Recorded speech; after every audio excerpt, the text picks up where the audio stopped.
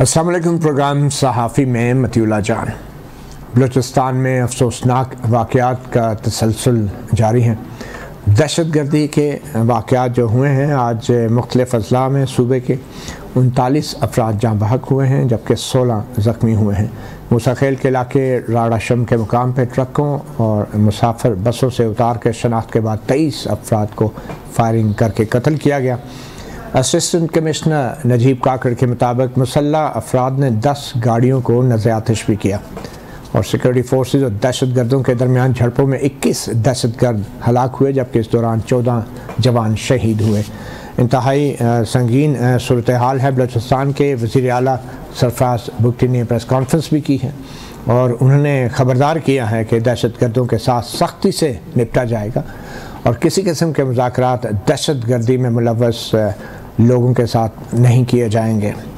इस तमाम सूरत हाल के ऊपर भी आज हम बात करेंगे। हमारी कोशिश है कि बलूचिस्तान की हुकूमत के तर्जुमान से भी हम रब्ता कर सकें और जो ही रब्ता होता है तो फिर इस मामले पे हम बात करेंगे। मगर उससे पहले आज इस्लामाबाद में भी सियासी महाज के ऊपर एक नया दिलचस्प मोड़ आ चुका है। पार्लियामेंट के 2 ऐवानों का इजलास तलब किया गया है। आज कौमी असम्बली का इजलास हुआ और कल सेनेट का इजलास होगा और बहुत सी जो स्पेकुलेशंस हो रही थी कि शायद कोई हंगामी बुनियादों पे हुकूमत आइनी तरमीम लाने जा रही है, उसके ऊपर भी आज मुख्तसरन वज़ीर कानून ने एक पॉलिसी बयान दिया है। और इसके साथ आज इस्लामाबाद में कौमी असम्बली के अंदर जो इस्लामाबाद में लोकल बॉडी इलेक्शंस के हवाले से जो कानून लाया गया वो भी टेबल हो चुका है, जिसमें अब लोकल बॉडी इलेक्शन, अगर ये कानून आज कौमी असम्बली और कल सेनेट में मंजूर हो जाता है तो फिर इस्लामाबाद के लोकल बॉडी इलेक्शन 8 अक्टूबर को नहीं होंगे। ये वो तारीख़ है जो इलेक्शन कमीशन ने कानून के मुताबिक दे रखी है।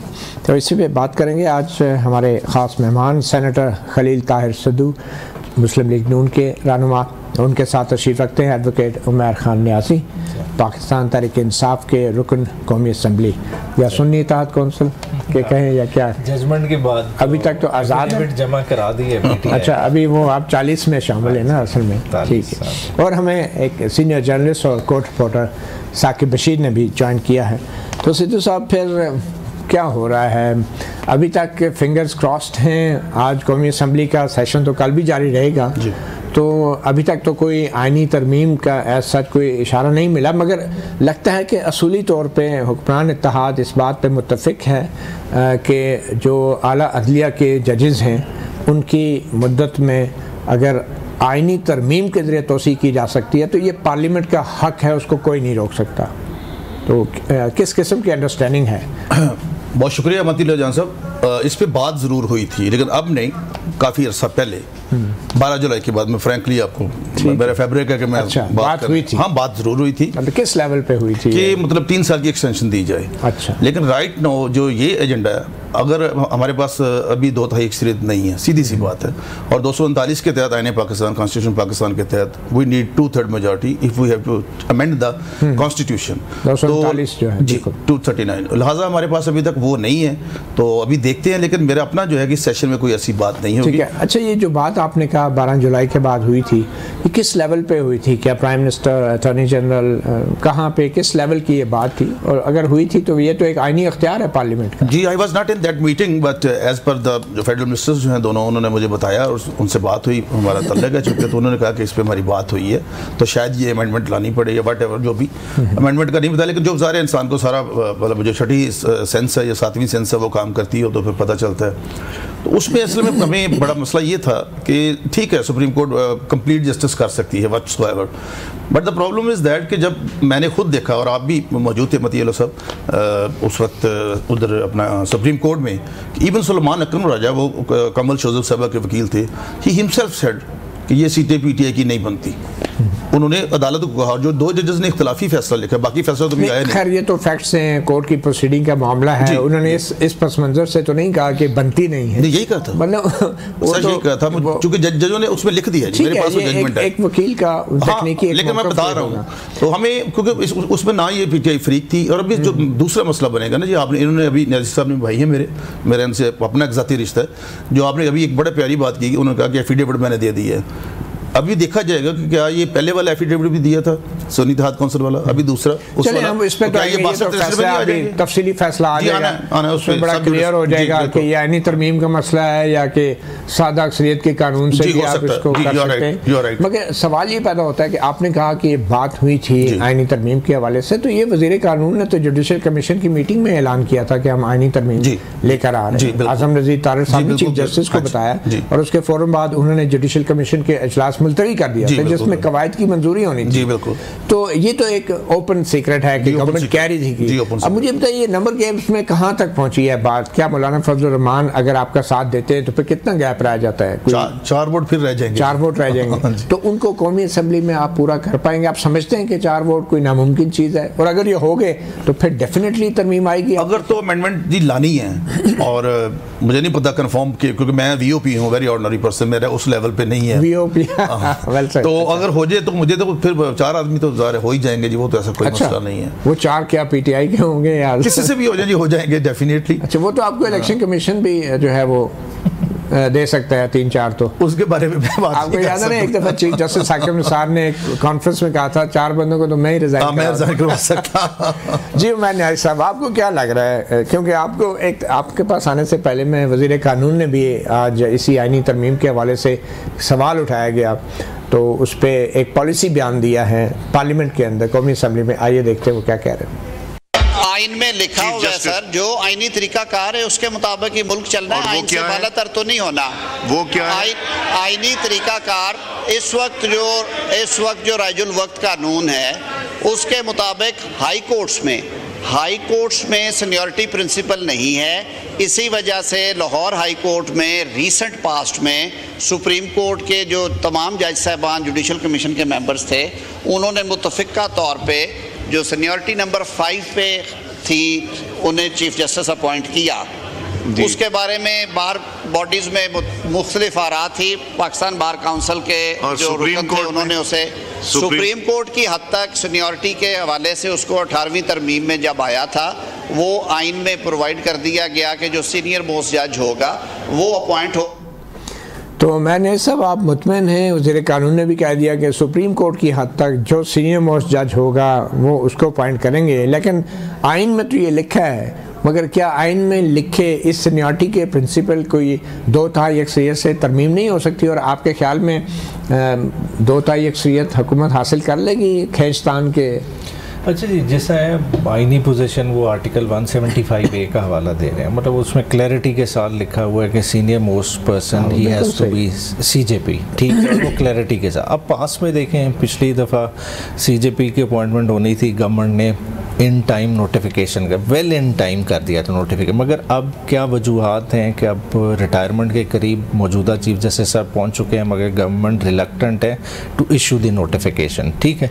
अब वो बैकडोर क्या चीज़ें चल रही हैं उसी वजह से हम आज डिलिबरेट कर रहे हैं कि शायद अमेंडमेंट आ रही है कि नहीं आ रही। देखें, अमेंडमेंट आने के लिए खाली इनके नंबर गेम की बात नहीं है। देखें, ये एज एन एलआई बैठे हुए हैं काफ़ी सारे लोगों के साथ, उसमें इन्होंने पीपल्स पार्टी को भी ऑन बोर्ड लेना है। जब आप शख्सियतों को सामने रख के आईनी तरमीम लाने की कोशिश करें तो उसमें बहुत सारे मसले मसाइल होते हैं। अगर एक ब्रॉडर अमेंडमेंट आ रही हो तो शायद उसमें और भी लोग शामिल हो जाएं जो आपके हुकूमती इत्तेहाद का हिस्सा ना हो, मगर इस वक्त जो प्रेजेंटली सिनेरियो क्रिएट हो रहा है वो पर्सन स्पेसिफिक हो रहा है और उस वजह से इन्हें क्लैरिटी नहीं। ये 2-3 लाइन्स पे काम कर रहे हैं। एक तो ये है कि अभी CJP की post it's not a tenure post, कि जी टेन्योर पोस्ट। अब ये सोच रहे हैं कि तरमीम के ज़रिए उसको टेन्योर पोस्ट बनाया जाए कि ना बनाया जाए। अगर तो उसको टेन्योर पोस्ट बना देंगे तो अगर 2 साल का टेन्योर रखते हैं तो प्रेजेंट CJP कंटिन्यू करेंगे अगले साल तक। तो अगले साल की पॉलिटिक्स के कुछ और डायनामिक्स हैं जिसको वो मद्देनज़र रख के कर रहे हैं। मगर साथ ही साथ एक और चीज़ की जा रही है कि जिस तरह से उन्होंने खुद लॉ मिनिस्टर साहब ने अपने उसे हवाला दिया कि जो हाई कोर्ट में रूट एक अपनाया गया लाहौर हाई कोर्ट की एलिवेशन के लिए, तो वही रूट इधर ही क्यों ना अपनाया जाए। अगर पहले 5 जजेस नहीं बैकडोर पे यही चल रहा है कि वो रूट क्यों ना अपनाए। हाँ जी, तो वो अमेंडमेंट खाली ये नहीं हो सकती कि टेन्योर के हवाले से आए, वो शायद ये भी हो जाए कि उस प्रोसेस में फ्लेक्सिबिलिटी। तो आपको अभी भी शक है कि ये अमेंडमेंट किसी वक्त भी लाई जा सकती है, आज या कल? अमेंडमेंट की नौयत भी अभी शक है कि किस नौयत की आएगी। मैं अच्छा, इसके लिए उन्हें 2/3 अक्सरियत चाहिए। तो मेहर साहब, क्या आपको या आपकी पार्टी से कोई रब्ता किया गया कि भाई आप अमेंडमेंट हमसे नहीं रब्ता किया, क्योंकि आप टेक्निकली इंडिपेंडेंट हैं, इलेक्शन कमीशन ने आपको अभी पीटीआई का नहीं जाहिर किया। रब्ता जिनसे किया है वो मौलाना साहब से किया, मगर मौलाना साहब की खुद पोजीशन इस वक्त डिफ़िकल्ट है। देखिए वो इसी प्रेजेंट जुडिशरी से काफ़ी ज़्यादा एंटेगनाइज हैं। जो मैं पहले बात कर रहा था ना, जब आप पर्सन स्पेसिफिक करते हैं तो उसमें बहुत सारी चीफ जस्टिस से भी ओवरऑल उन्होंने जिस तरह इस सिलेक्शन हुआ है, देखिए हमारी वो तो कहते हैं मखसूस नशिस्तें मौलाना साहब को ठीक मिली हैं, वो तो कह रहे हैं कि मखसूस नशिस्तें पीटीआई को नहीं मिलनी चाहिए, नहीं मिले। मगर फिर उसके बाद भी देखा उन्होंने, जब सुप्रीम कोर्ट का फैसला आया तो उसको ओन अप भी किया है। तो अभी देखें डिफरेंट तरह की मूवमेंट चल रही है अंडर करंट में। ये जुडिशियल ये भी अमेंडमेंट्स हैं, साथ साथ इलेक्शन कमिशन के हवाले से भी आपको किसी ने टच किया कि हमें साथ हैं, आप तो आज़ाद हैं? नहीं, हम आज़ाद कैसे हैं? हमने पीटीआई के एफिडेविट दिया और उसी के साथ खड़े हैं। ठीक है जी। साकिब बशीर साहब, आपने भी सुना वज़ीर कानून आज़म नज़ीर तारड़ ने एक पॉलिसी बयान दी है। इनके अल्फाज तो एक स्टेटमेंट ऑफ फैक्ट है। उन्होंने कहा कि जो कुछ भी होना है आइन के मुताबिक होना है, और आइन में 2 तारीख से आइन की तरमीम की भी इजाज़त है। तो आपको क्या लग रहा है कि वज़ीर कानून के इस बयान के बावजूद भी आज या कल में अचानक कोई आइनी तरमीम आ सकती है चीफ जस्टिस की मुद्दत ओहदा या जजों की मुद्दत ओहदा बढ़ाने के हवाले से? नहीं, मेरा ख्याल है चीफ जस्टिस की मुद्दत या ओहदा बढ़ाने की बात करेंगे तो दोस्त नाराज़ हो जाएंगे। इसको आप ये कहें कि तमाम जजेस की जो है वो बढ़ाने का, अगरचे हुकूमत वक़्त जो है उसका पर्पज़ जो है वो एक की हद तक ही लगता है। और जिस तरह इन्होंने बताया कि 12 जुलाई के बाद डिस्कशन हुई है, इसका मतलब ये है कि हुकूमत जो है वो इस मामले से पीछे नहीं हट रही और वो किसी न किसी तरह ज़रूर जो है वो एक अटैम्प्ट जो है वो लेंगे, कोशिश ज़रूर करेंगे कि जैसा तैसा है ये मामला जो हो जाए। और ख़ास तौर पर जो 12 जुलाई का जो फ़ैसला है, जो मखसूस नशिस्तों का फ़ैसला है, अगर फ़र्ज़ कर लें ये मान भी लिया जाए कि वो पीटीआई की भी नहीं थी, सुन्नी इत्तेहाद कौंसिल की भी नहीं थी, तो मुस्लिम लीग नून पीपल्स पार्टी ये कैसे क्लेम कर सकती है कि उनकी नहीं है, ये हमारी है? तो सबसे जो इम्पोर्टेंट क्वेश्चन है जिसको एड्रेस किया है सुप्रीम कोर्ट ऑफ पाकिस्तान ने, तो बेहतर यही होता कि वो जो मैंडेट पब्लिक ने जिसको दिया था उसका मान लिया जाता, लेकिन हुकूमत बज़ाहिर ऐसे लगता है कि वो मानने के लिए तैयार नहीं है और वो हर हाल में कुछ ना कुछ नया करना चाह रही हैं। अब देखना यह है कि अगर वो इस किस्म की आइनी तरमीम लाते हैं, वो कामयाब होते हैं या नहीं होते, या जुडिशरी फर्दर फिर उस पर क्या करेगी, ये जो है वो बहुत अहम है। क्योंकि जब ये कवायद के हवाले से इजलास था तो वहाँ पे जब इजलास मुलतवी हो रहा था तो कुछ जज वहाँ कह रहे थे कि ये मामला आप कर लें, हो सकता है हमें बाद में देखना पड़े। तो ये एक सिचुएशन भी जो है वो बाद में डेवलप हो सकती है। साकिब साहब, वैसे क्विकली ये बताएं कि ये चीफ जस्टिस की मुद्दत ओहदा के ऊपर किसी को क्या दिलचस्पी हो सकती है?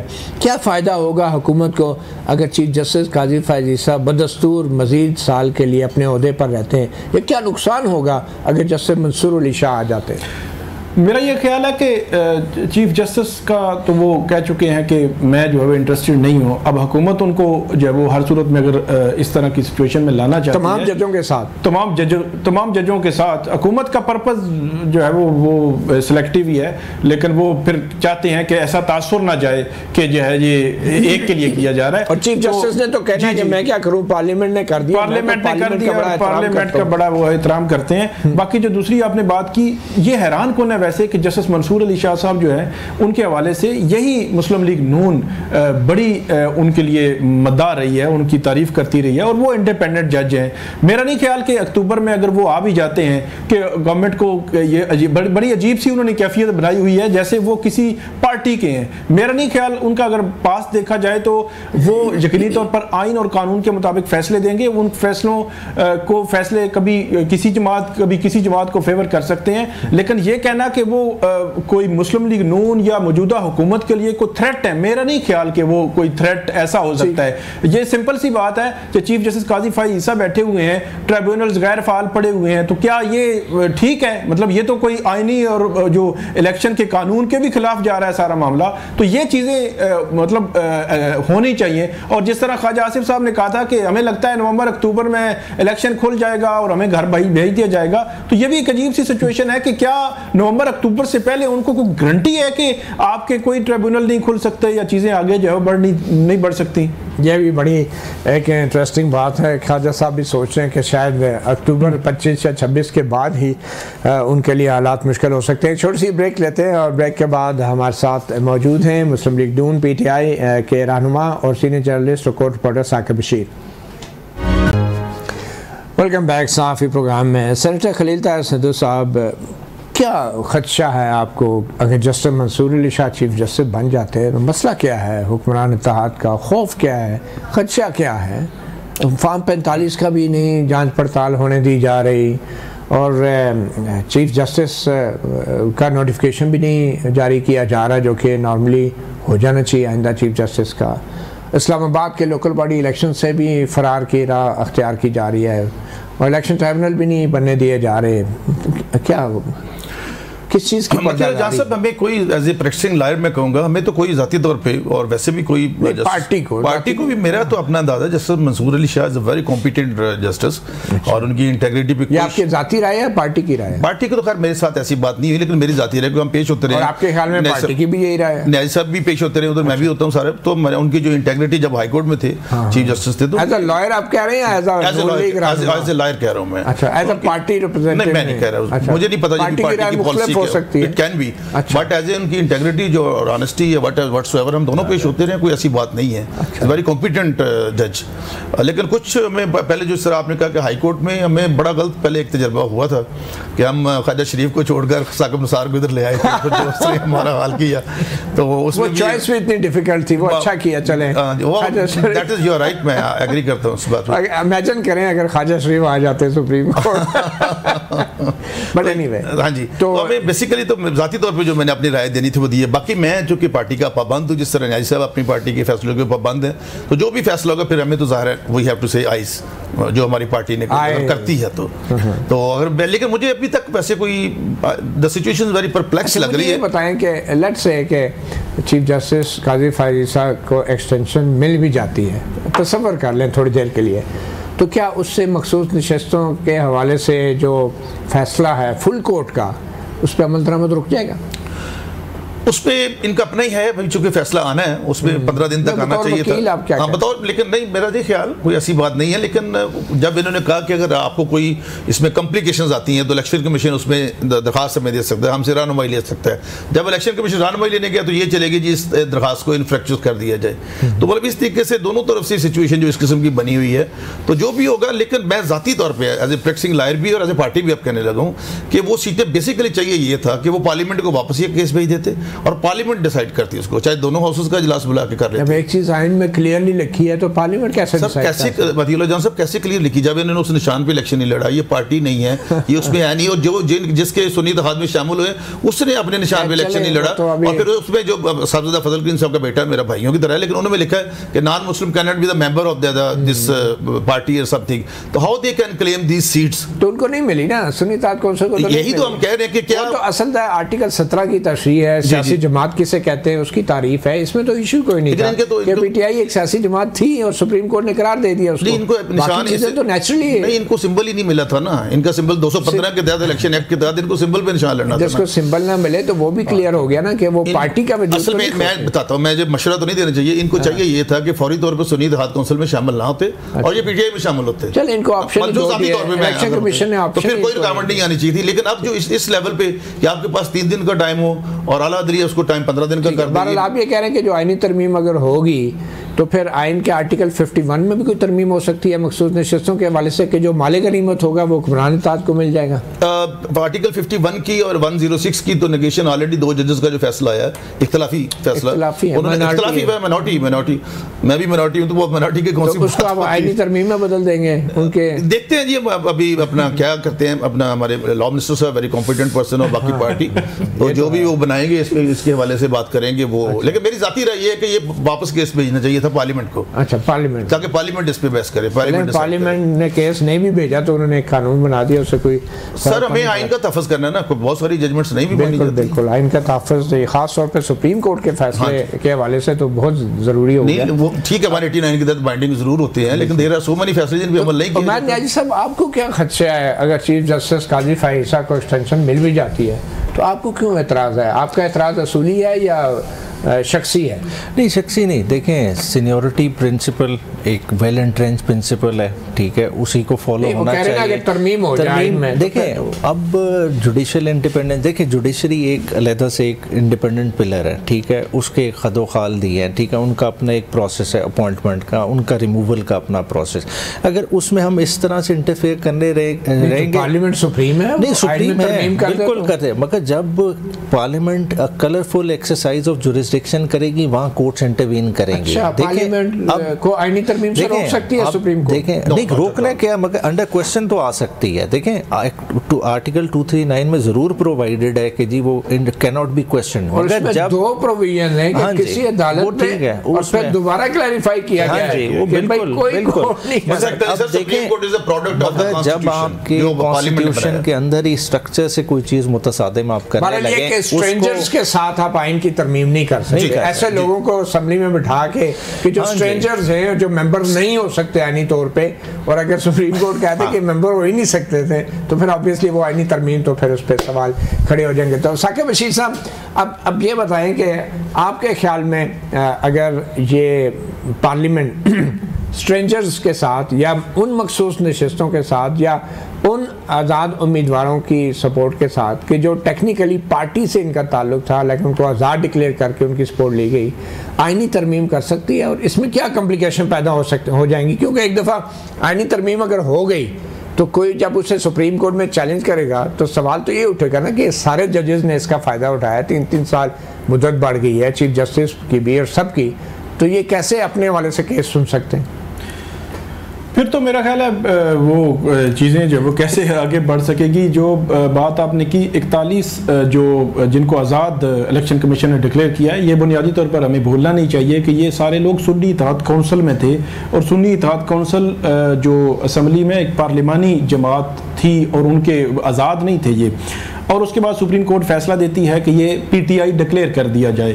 सुप्रीम कोर्ट का आज भी ये फैसला है कि पीटीआई इनको डिक्लेयर कर दिया जाए। ये इलेक्शन कमीशन ने अपनी आगे से मतलब उन्होंने निकाला है कि हमें इबहाम नज़र आ रहा है, हालांकि इबहाम आज जो उन्होंने पिटीशन फाइल की है सुप्रीम कोर्ट में तो उसमें उन्होंने लिखा है कि इलेक्शन कमीशन खुद बैरिस्टर गोहर उनके साथ जो खतो किताबत करते रहे हैं वो चेयरमैन पीटीआई के तौर पर उनको जो खतो किताबत में लिखते रहे हैं। तो इसमें ये पिटीशन जो आज पीटीआई ने दायर की है 12 जुलाई के फैसले पे अमल दरामद के लिए, जी अमल दरामद के लिए आज जो पिटीशन फाइल हुई है उसमें उन्होंने वही खतो किताबत का जिक्र किया है कि इलेक्शन कमीशन खुद बैरिस्टर गोहर के साथ बतौर चेयरमैन पीटीआई खतो किताबत करते रहे हैं, और वही बैरिस्टर गोहर चेयरमैन पीटीआई के तौर पर उनको ये कहते हैं कि हमारे ये 41 लोग इनके ये एफिडेविट हैं और इनको आप डिक्लेयर कर दें पीटीआई। तो इलेक्शन कमीशन कहता है इबहाम है। मेरा नहीं ख्याल कि 12 जुलाई के फैसले फर्ज कर लें कि ये आईनी तरमीम उन 41 में से 4-5 लोगों को करके कर लेते हैं, 10 लोगों को कर लेते हैं, तो फिर मसला सुप्रीम कोर्ट में जाए और सुप्रीम कोर्ट कहे कि 12 जुलाई को इनको पीटीआई डिक्लेयर कर दिया गया था और इनके एफिडेविट इस आईनी तरमीम से पहले आ चुके थे, इनके वोट काउंट नहीं होंगे, तो फिर वो इशू जो है वो वहीं आ जाएगा। तो मेरा ये ख्याल है कि उन 41 की हद तक तो ये शायद जो है वो उनको शामिल नहीं कर सकेंगे। साकिब साहब से एक सवाल करना चाहता हूँ, अगर आप इजाजत दें। साकिब साहब, जब इन्होंने एक एफिडेविट पहले दे दिया और 104 है आर्टिकल इलेक्शन एक्ट का और उसमें स्क्रूटनी होती है, सारा कुछ था जनरल इलेक्शन से पहले, उस वक्त इन्होंने बयान अल्फी दिया सुन्नी इत्तेहाद कौंसिल का। अब अगर ये बयान देंगे पीटीआई का, क्या हम उसमें है, पहले उसमें थे, तो क्या ये 62-63 में नहीं आएगा? असल में जो सुप्रीम कोर्ट ने फैसला दिया है उसके बाद मेरा यह ख्याल है कि चीज़ें बड़ी क्लियर हो गई हैं और वो जो सर्कमस्टांसिस थे उनके मुताबिक सुप्रीम कोर्ट ने फैसला दिया है। अब कोई ये कहे कि सर्कमस्टांसिस क्या थे या क्या हैं, उनमें से एक साकिब माजरत के साथ उनमें से एक ये भी है कि सुप्रीम कोर्ट के 11 जजों ने बशमूल चीफ जस्टिस काजी फाइसा ने ये कहा है कि इलेक्शन कमीशन ने उनके 13 जनवरी बल्ले के निशान से मुतल्लिक फैसले की गलत तशरीह की, और इस गलत तशरीह की वजह से जो पीटीआई के अरकान थे उनके जहनों में यह भाम पैदा हुआ कि पीटीआई वजूद ही नहीं रखती, अदरवाइज वो पीटीआई के लिए अपना हल्फिया बयान देते।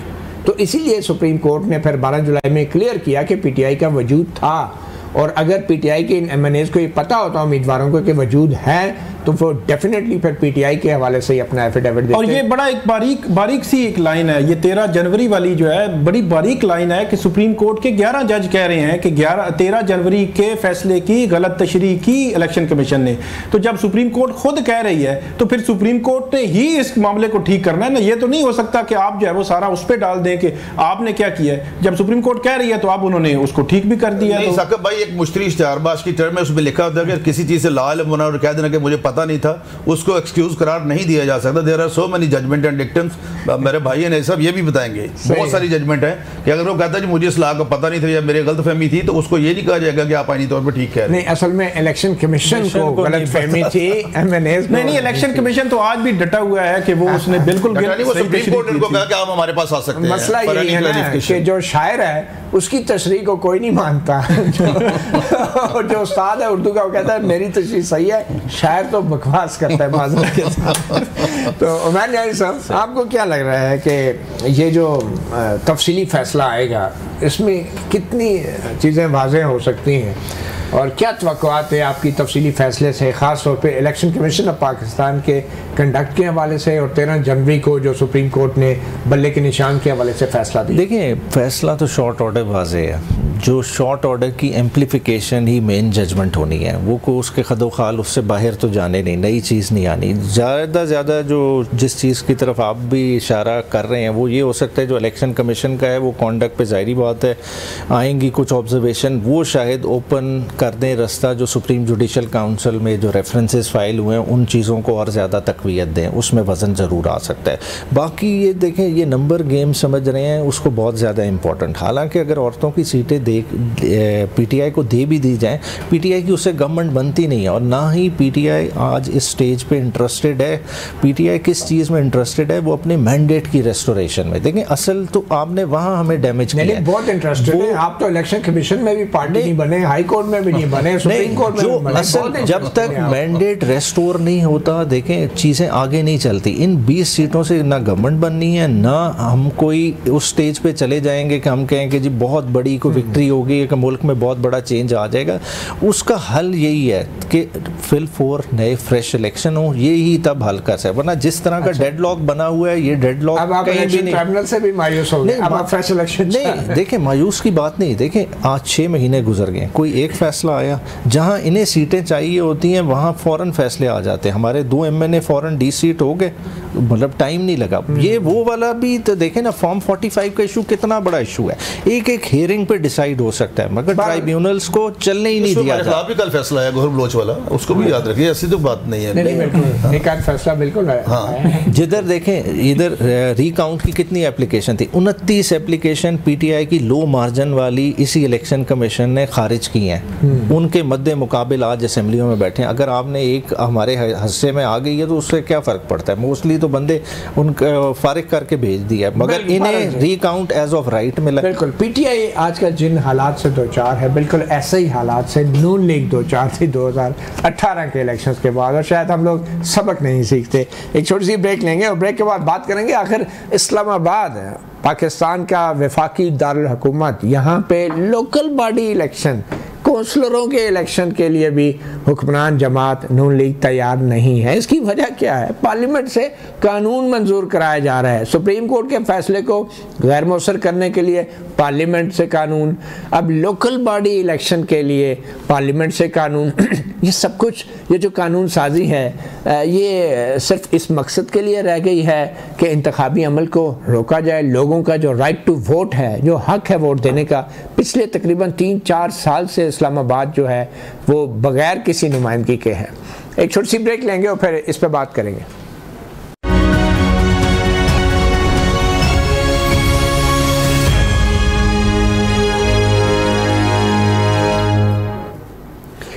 Welcome back. सहाफ़ी प्रोग्राम में इस्लामाबाद के 3 मुंतखब नुमाइंदे MNA जिनका ताल्लुक नून लीग से, जिनको इलेक्शन कमीशन ने फॉर्म 47 के तहत कामयाब करार दिया था, अभी उनके पांव ज़मीन पर लग नहीं रहे। कहाँ MNA की सीटें जिनको बचाने के लिए वो भागदौड़ कर रहे हैं, इलेक्शन ट्राइब्यूनल को कार्रवाई से रोकने के लिए हाई कोर्टों में गए और फिर बाद में पार्लियामेंट से नया कानून भी मंजूर करवा लिया। और कहाँ अब जो लोकल बॉडीज़ के इलेक्शन जो 8 अक्टूबर को होने थे, 3-4 साल बाद हो रहे हैं, उनको भी रुकवाने के लिए अब पार्लियामेंट को कानून साजी की जा रही है। और कानून साजी ये की जा रही है कि जो इस्लामाबाद की लोकल गवर्नमेंट है उसके हल्के 150 तक उनकी तादाद बनाई जा रही है ताकि नए हल्के हों, नई हदबंदियाँ हों, मज़ीद 3-4 महीने इलेक्शन कमीशन को लगे क्योंकि कानून बन गया। तो आखिर क्या वजह है, क्यों हुक्मरान जमात, हुक्मरान इत्तेहाद इस्लामाबाद में लोकल बॉडी इलेक्शन से राह फरार अख्तियार कर रहे हैं? आज पार्लियामेंट में भी बाकायदा बिल टेबल हो गया है लोकल बॉडी इलेक्शन का और ये कल सेनेट का इजलास है, उसमें मंजूर भी हो जाएगा और उसके बाद फिर लोकल बॉडी इलेक्शन मज़ीद आगे चले जाएंगे। साकिब बशीर, ये मामला कितने साल गुजर गए इस्लामाबाद हाई कोर्ट में, तो मुझे याद है एक दिन ऐसा हुआ कि मेरे ख्याल में जस्टिस सरदार अरबाब थे, जस्टिस अरबाब ताहिर साहब थे, जिन्होंने कहा कल इलेक्शन होंगे, आपको याद है, एक दिन बाद अगले रोज़, और वो इलेक्शन नहीं हुए और कितने साल हो गए। और हुकूमत इसी तरह हर बार जो है PDM की हुकूमत सीटें बढ़ा के, नया कानून आ जाता था, कभी ऑर्डिनेंस के जरिए सीटें बढ़ा दी हैं जी तो इसलिए अब नई हदबंदियाँ होगी।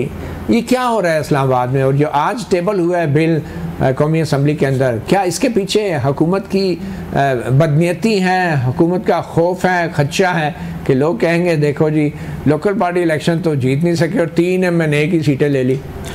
बिल्कुल, जो है वो 3 MNA जब मुस्लिम लीग नून के हैं तो उनको चाहिए था कि इसको आगे जाने देते और इलेक्शन हो जाते, बाद में तरमीम कर लेते, क्योंकि जो ट्रैक रिकॉर्ड है वो बड़ा ही अजीबोगरीब है। फरवरी 2021 में, 14 फरवरी 2021 को जो पिछली जो लोकल गवर्नमेंट थी वो ख़त्म हुई, तब से अब तक इलेक्शंस नहीं हो सके।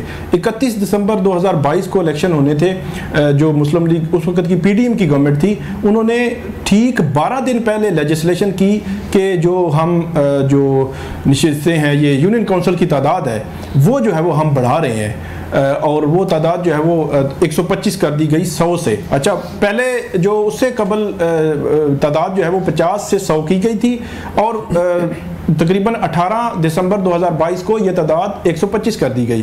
फिर ये 31 दिसंबर को इलेक्शन नहीं हो सके, 31 दिसंबर 2022 को।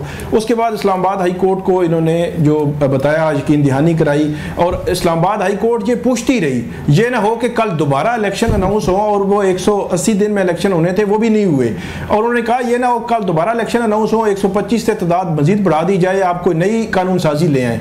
इन्होंने यकीन दहानी कराई कि बिल्कुल यहाँ पे हमने स्टॉप लगा दिया है, और तब से लेकर अब तक इलेक्शन भी नहीं हुए और अब जो है वो इलेक्शन होने जा रहे हैं तो एक नई कानून साजी जो है वो लेकर आ गए हैं। बज़ाहिर ऐसे लगता है कि अब दोबारा इलेक्शन जो लिंगर ऑन करने की या आगे जो है वो उसमें बढ़ाने की एक कोशिश हो सकती है। अच्छा, आपको याद होगा कि PTI के दौर में भी शायद लोकल बॉडी इलेक्शन एक वक्त था कि PTI भी अवॉइड कर रही थी और पंजाब में भी ख़ास तौर पे नई कानून साजी लाई गई थी इस हवाले से। जी जी बिल्कुल, PTI का भी यही था। PTI के दौर में भी जो पंजाब में लोकल बॉडीज़ में जो हुए ख़त्म, उसके बाद उस वक्त सुप्रीम कोर्ट ने एक ऑर्डर भी किया, उसको जो है वो नहीं फॉलो किया गया और पंजाब में भी उन्होंने नहीं करवाए। और 14 फरवरी 2021 को जब वो लोकल बॉडीज़ ख़त्म हुई तो उसके बाद अप्रैल 2022 तक PTI की गवर्नमेंट थी, तो उसमें उन्होंने भी कुछ नहीं किया। और उसके बाद जब PDM की गवर्नमेंट आई उन्होंने भी नहीं इलेक्शन करवाए। PTI को 2018 की लेगेसी थी, इसलिए तो लोकल बॉडी से वो डर रहे थे और अब PMLN को 2024 की लेगेसी है, वो माशाल्लाह इस वजह से शायद इलेक्शन नहीं करा रहे। सिंधु साहब, ये क्या आप दोनों ही इस हवाले से अपना बैगेज लेके? साकिब साहब ने जो पंजाब के बारे में बात की, ही राइटली सेड कि हमारा तो उन्होंने टेन्योर ही पूरा नहीं होने दिया था। हमारे अभी लोगों का जो इलेक्शन जीत के आए थे उनको सबका भी वक्त रहता था, पौने 2 साल 22 माह, इन्होंने पूरा नहीं होने दिया। अब जो है हमारी इसके पीछे कोई अल्टीरियर मोटिव मतीउल्लाह जहां साहब नहीं है, we have a good will intention, और वो ये है क्या है वो मैं बताता हूँ जी, क्योंकि ज़्यादा से ज़्यादा जो मकामी हुकूमतें हैं उनको एम्पावर किया जाए और उसके लिए अगर आप सीटें बढ़ाते हैं तो डेफिनेटली ये जो आपका इलेक्शन एक्ट है उसमें आपको हदबंदी करनी पड़ेगी। तो इस हवाले से हमको ऐसी बात करें, there is no any ulterior motive और नेगेटिव। वो जो 125 की थी वो काफ़ी नहीं थी, 25 मजीद बढ़ाना जरूरी होगा। जितना मकामी इंसाफ, जितना कहते हैं घर पे मिले या मकामी मिले, उतना ज़्यादा अच्छा। अगर अगली दफ़ा 200 कर दी गई तो और भी अच्छा है। कोई बात नहीं, फिर देखेंगे। अच्छा जी, 18 दिसंबर 2022 को जब ठीक इलेक्शन से 13 रोज पहले भी इन्होंने कानून साजी की थी, तब भी यही आर्गूमेंट था जो आज है। तो उमैर साहब, इसमें तो दोनों तरफ आग बराबर लगी हुई है। मतलब क्या है, आप लोग सियासत करते हैं और लोकल बॉडी के गरीब लोग, गली मोहल्ले के, उनके नुमाइंदे नहीं हैं, उनके मसाइल हैं, MNA काबू नहीं आता। और ख़ास तौर पे जो हुक्मरान MNA हैं आजकल, ये तो बिल्कुल ही काबू किया, ये तो देखते ही भाग जाते हैं कि कुछ और ना हो जाए। तो आप क्या कर रहे हैं आप लोग? अच्छा, इस वक्त देखें ना, ये जिस तरह से अब है कि तादाद काउंसलर्स की बढ़ा दें और फिर दोबारा से फ्रेश डिलिमिटेशन हो, इलेक्शन कमीशन इन्वॉल्व हो, इलेक्शन ना हो, उसका मकसद क्या है? बुनियादी तौर पे मुल्क में इस वक्त पॉलिटिकल एक्टिविटी को कर्टेल किया जा रहा है। अगर कहीं भी कोई इलेक्शन होगा, पॉलिटिकल एक्टिविटी होगी, झंडे निकलेंगे, ये बेसिकली उसको सामने मद्देनज़र रखते हुए ये सारा किया जा रहा है। खाली ये खदशा नहीं कि पावर शेयरिंग का तो खदशा है ही है कि लोकल गवर्नमेंट का निज़ाम आ जाएगा, जो ऊपर इस वक्त MNAs perks and privileges enjoy कर रहे हैं, डायरेक्ट लोकल गवर्नमेंट के इदारों को भी उन्होंने कंट्रोल किया हुआ है, वो डिवॉल्व कर जाएगा। साथ ये वाला एंगल बहुत बड़ा है। और जिस तरह की एक्टिविटी इस्लामाबाद होने जा रही है, आपको पता है कि इस्लामाबाद इस वक्त मरकज़ बना हुआ है, दूसरी जमातें, हर किसी का रुख, PTI का, जलसों का, सारों का रुख इसी तरफ है। ये उसको कर्टेल करने के लिए किया जा रहा है। क्यों सिद्धू साहब? नहीं सर, ऐसी कोई बात नहीं, मेरे इंतहाई अदब के साथ है हिसाब से ऐसी बिल्कुल बात नहीं। हम चाहते हैं कि ज़्यादा एम्पावर किया जाए, जिस तरह आपने खुद कहा कि गली मोहल्ले का काउंसिल लोगों को घरों में बिठा के एम्पावर कर, नहीं इंसाफ मिले ना, मुकामी जब हुकूमतें होती हैं, आप इंटरनेशनल देख रहे हैं ना, कंटोनमेंट बनती है, काउंसिल बनती है, वो इसलिए बनती है कि जो छोटे मसाइल है या व्हाट्सएवर वो उनकी दहलीज तक जो है। और ये कितने साल से नहीं हल हो रहे छोटे मसाइल? ये तो इनको भी पता है, ये भी जिम्मेदार है, हम भी हैं बिल्कुल, मैं इस बात से तो इनकार नहीं कर सकता। 25 सीटों के फर्क से 3 महीने और आगे 25 सीटें, 125 ट्राई कर लेते, अगले साल बढ़ा देते। नहीं, हम तो देखिए जी, अब गवर्नमेंट की मतलब हमारे जो पार्टी की जो राय है उसके बारे में तो उसमें तो मैं इनहराफ नहीं कर सकता। मेरी भी यही राय है कि बिल्कुल बढ़ानी चाहिए सीटें और उनको डिलिमिटेशन को होकर उसके बाद इलेक्शन हो जाए। बहरहाल साकिब बशीर साहब, आपके ख्याल में इस मसले का हल क्या है? हमारी जो इस्लामाबाद हाई कोर्ट है उसका क्या कंडक्ट रहा है लोकल बॉडी इलेक्शन के हवाले से? क्योंकि एक तासुर यह है कि शायद इस्लामाबाद हाई कोर्ट भी इस मामले को बहुत ज़्यादा तूल देती रही है और अब भी जो केस लगा है बड़े अरसे बाद लगा है और ये फॉलोअप हुआ है। जी बिल्कुल, जब इस्लामाबाद हाई कोर्ट के जज जो है उन्होंने 30 दिसंबर को ये ऑर्डर किया था कि कल इलेक्शन होंगे, क्योंकि इसका पहले शेड्यूल आ चुका था और इसका असर नहीं होगा, और उसके बाद वो इलेक्शन नहीं हुए। फिर वो जो डिवीजन बेंच में गया तो ये मामला लटकता रहा। फिर क्या हुआ, फिर यकीन दहानियाँ भी हुई, सारा कुछ हुआ, लेकिन फैसला भी आ गया, लेकिन उस पर अमल नहीं हुआ। फिर इस्लामाबाद हाई कोर्ट भी उसमें कोई चीज़ें आगे नहीं बढ़ी, तो अब दोबारा से कुछ अर्सा कबल जो है वो ये कहा गया था इलेक्शन कमीशन को और हुकूमत को कहा गया था कि ये बल्दियाती जो इदारे हैं उनको एक्टिव किया जाए इस्लामाबाद में, और उसके बाद ये जो है वो ऐलान किया गया था। अब दोबारा हुकूमत जो है वो हर्डल क्रिएट कर रही है। सबसे बड़ी बात यह है कि जो पॉलिटिकल पार्टीज़ हैं उनको इस हवाले से खुद को पेश करना पड़ेगा। शायद वो डरती हैं, शायद जो MNA हैं, जो MPAs हैं, उनका वो ये समझते हैं कि उनका ही सारा जो है वो इख्तियार रहे या जितना कोई इख्तियार होता है चीज़ें रहे, और वो निचली सतह तक जो इख्तियारात की तकसीम है वो नहीं चाहते। इसकी बड़ी वजह तो यही समझ आती है। बिल्कुल सही है। आखिर में मैं बलूचिस्तान के हवाले से एक दफ़ा फिर आपको बताता चलूँ, हमारी कोशिश थी बलूचिस्तान हुकूमत के तर्जुमान से हमारा रब्ता हो जाए, मगर चंद तकनीकी या सियासी वजूहात की बुनियाद पे बलूचिस्तान के तर्जुमान हमें दस्तयाब नहीं थे। एक बात ज़रूर मैं कहूँगा कि अफसोस बहुत है पाक फ़ौज के नौजवानों की शहादत का। पूरी कौम जो है उनका दिल खून के आंसू रोता है इस नुकसान के ऊपर, और शहरियों के नुकसान के ऊपर जिनको महज इस बुनियाद पे कत्ल किया जाता है कि उनका ताल्लुक़ किसी ख़ास सूबे से। इंतहाई अफसोसनाक और काबिल मज़म्मत है। मगर फिर अफसोसनाक और काबिल मज़म्मत उन क़ुव्वतों के फ़ैसले भी हैं कि जिन क़ुव्वतों के फ़ैसलों के बाद एक वज़ीर दाखिला को क्रिकेट बोर्ड का चेयरमैन भी लगाया जाता है, और मुल्क के जो हालात हैं वो हम सब के सामने हैं, और वज़ीर दाखिला जो है उसके पास मालूम नहीं कैसे ये वक्त उसे मिल जाता है कि वो पाकिस्तान के क्रिकेट बोर्ड के मामलात के लिए अपना टाइम भी निकाल सके। और आज क्रिकेट बोर्ड के पस मंज़र के साथ उनके लोगों के साथ बैठ के बलूचिस्तान की दहशतगर्दी के हवाले से वज़ीर दाखिला बयान भी दे रहे थे, प्रेस कॉन्फ्रेंस भी कर रहे थे। मेरे ख्याल में अब उन्हें यह फ़ैसला कर लेना चाहिए कि वो वज़ीर दाखिला हैं या चेयरमैन क्रिकेट बोर्ड हैं। सहाफ़ी प्रोग्राम से इतना ही, इजाज़त दीजिए। अल्लाह हाफ़िज़।